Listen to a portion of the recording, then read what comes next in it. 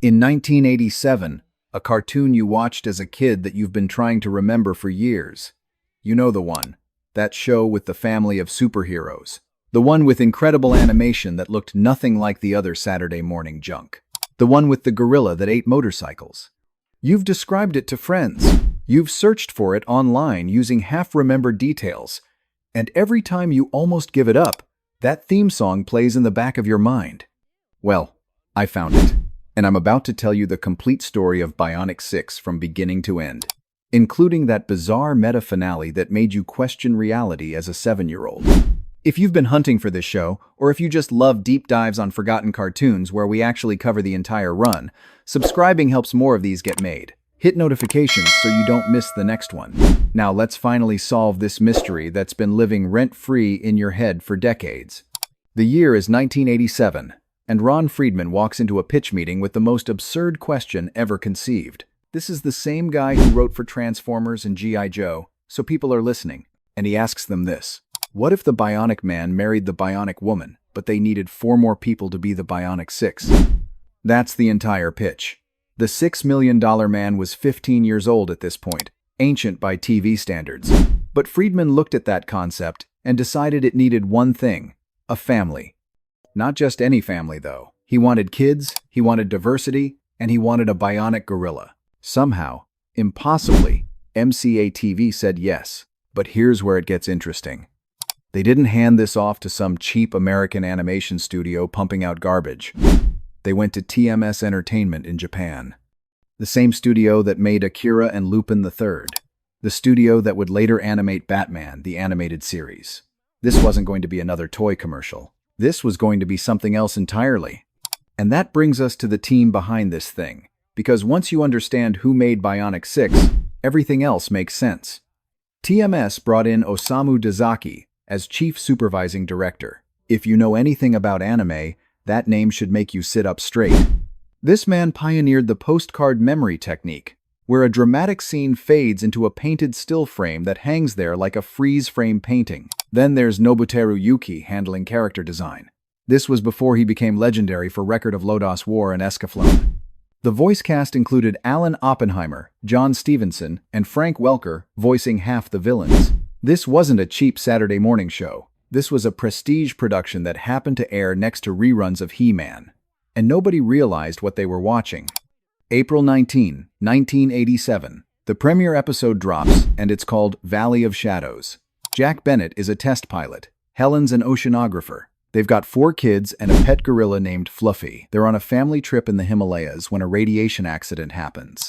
Jack's brother, Professor Amadeus Sharp, saves them by giving the entire family bionic implants. Suddenly, everyone has superpowers. Jack becomes Bionic One. Helen gets ESP and becomes Mother One. Eric is now Sport One with electromagnetic powers and an addiction to baseball metaphors. Meg becomes Rock One with sonic beams and super speed. D, the adopted kid, becomes IQ with super strength and genius intellect. Bungie, their foster son, is Karate One. Even Fluffy gets powers, and this is where things get unhinged. The gorilla can now eat metal, not food, metal, pots, pans, entire vehicles. This becomes a running gag that escalates to the point of absurdity. But every superhero family needs a villain. Professor Sharp has an evil brother, Dr. Scarab, who wants the bionic technology for himself. He's assembled a crew that feels like they were designed by committee while everyone was on different drugs. There's Glove, whose entire personality is about hands. Madame O, a dominatrix character in a children's cartoon. Mechanic, a robot who's constantly breaking down. Chopper, who mostly just yells. And Clunk, a caveman working for a mad scientist. This is the setup. Family gets powers. Evil uncle wants them. Syndicated action begins. Except it doesn't stay that simple. And that's what separated Bionic Six from everything else on Saturday mornings. Most superhero teams in the 80 seconds were just a bunch of guys who punched bad guys. Bionic Six built its entire foundation on something different. The Bennetts had this ability called the Bionic Link, where they joined hands in a circle, and their powers amplified exponentially. It's a small detail, but it changed everything. The show constantly reinforced that they were stronger together as a family. Jack wasn't just the leader. He was a gourmet cook who made dinner every night. Helen wasn't just the mom. She had ESP powers and her own career as a scientist. J.D. being adopted was never treated as a punchline. Same with Bungie being a foster kid. The show treated their blended, multi-ethnic family as completely normal, which in 1987 was quietly revolutionary. The early episodes followed a standard formula. Dr. Scarab hatches a plan. The Bennetts stop him. Fluffy eats something expensive. Roll credits. But even these formulaic episodes had style that elevated them above the noise. Remember, this is Osamu Dezaki directing every frame. Action scenes had weight. There were dramatic zooms, hand-drawn speed lines, and those postcard memory freeze frames that made even random explosions feel important. One episode would have Jack teaching J.D. to cook while fighting robots. Another had Meg dealing with school drama between stopping doomsday devices. They were superheroes, but they were also just a family. And Floofy remained absolutely unhinged. This gorilla ate a villain's motorcycle in one episode. In another, he swallowed Mechanic's entire arm. Then we hit the midpoint with a two-part episode called Scarab. Dr. Scarab does the unthinkable. He wins. He captures the Bionic Six and takes them out of commission. Professor Sharp has to assemble a backup team to mount a rescue operation. This expands the world beyond just the Bennett family. It shows they're not the only bionic heroes out there. The two-parter ends with them rescued, but the show made its point.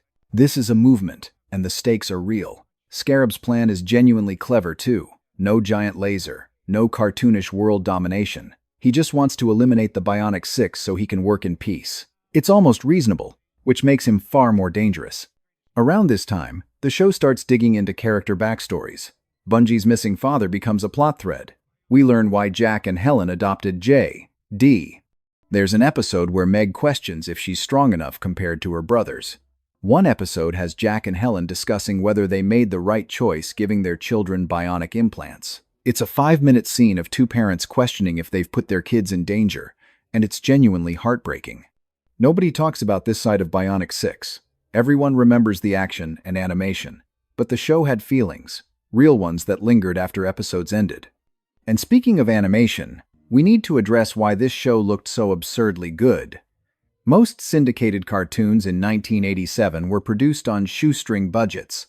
Limited animation, repeated backgrounds, stock footage reused constantly. Bionic Six looked at that standard and said, absolutely not. TMS Entertainment gave this show a movie-level budget per episode. Fluid action, detailed expressions, and Dezaki's signature visual flourishes everywhere. The triple take appears constantly and never gets old. The color palette is gorgeous. Most 80 seconds cartoons looked washed out. Bionic Six has this rich, painterly quality. The Himalayas look cold. The desert episodes feel hot. The show has atmosphere. This show looked better than it had any right to. And that quality is probably what you remember most vividly. Now let's talk about the villains. Because while Dr. Scarab is the main threat, his henchmen are where things get beautifully weird. Glove is obsessed with hands to a degree that borders on psychiatric evaluation. Hand-shaped weapons, hand-themed gadgets, hand-based catchphrases. It's bizarre and completely commits to the bit. Madame O is a dominatrix in a children's cartoon, which feels like someone at TMS was testing how much they could get away with. Mechanic is a robot who's terrible at being a robot. Frank Welker makes him feel pathetic and sympathetic simultaneously. Clunk is a caveman working for a mad scientist, which the show never explains. Together, they're essentially Team Rocket, before Team Rocket existed. They fail every episode, but they fail creatively. But here's where the business side gets complicated. LJN produced the Bionic Six toy line, and they went all in on quality. Die-cast metal parts, transparent plastic, real articulation. These were premium toys that felt expensive because they were expensive. And that was the problem. Kids couldn't afford 6 figures to complete the team. The toys sold okay, but not He-Man numbers, not Transformers numbers. In the 80 seconds toy-driven cartoon economy, okay wasn't good enough. TMS animation wasn't cheap.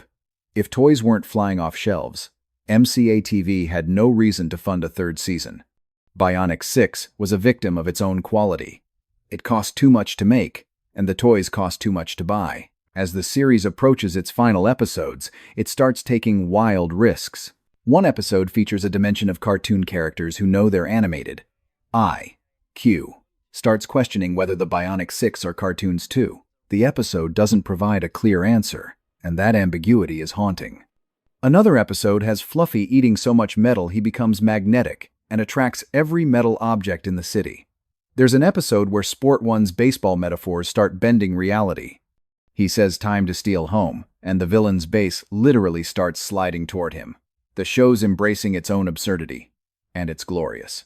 But underneath the weirdness, there's a sense the show knows it's ending. Then we reach the finale, the last 100 yards.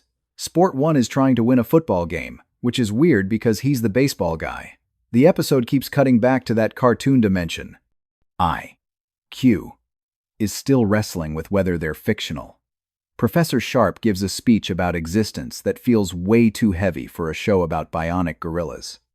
And then, in the final moments, there's a freeze frame of the entire Bennett family together. The postcard memory lingers longer than usual. The narration fades out, and the show just ends. No cliffhanger, no to be continued. Just a quiet, reflective ending that asks, if you're a cartoon character, does your story end when the show stops? It's weird and sad and somehow perfect. Bionic Six ended after exactly 65 episodes. That's the magic number for syndication, specifically 13 weeks of weekday programming. But there's more to it. The LJN toy line underperformed. TMS animation was expensive. And by 1989, the cartoon landscape was shifting. Teenage Mutant Ninja Turtles was about to dominate, and older shows were being phased out. Bionic Six wasn't canceled dramatically. It reached the end of its run and wasn't renewed. Quiet, unceremonious. One day, it was there, then it wasn't. For kids who watched it, the show just disappeared without explanation, which is why it's lived in that fuzzy memory space for so many people. But here's what Bionic Six actually accomplished. It had a genuinely diverse family before diversity became a marketing point. D was black. Bungie was Asian. The show never made a big deal about it. There were no very special episodes. It just was. The show had animation quality that wouldn't be matched until Batman, the animated series 5 years later. It predated The Incredibles by 17 years, with its family superhero dynamic.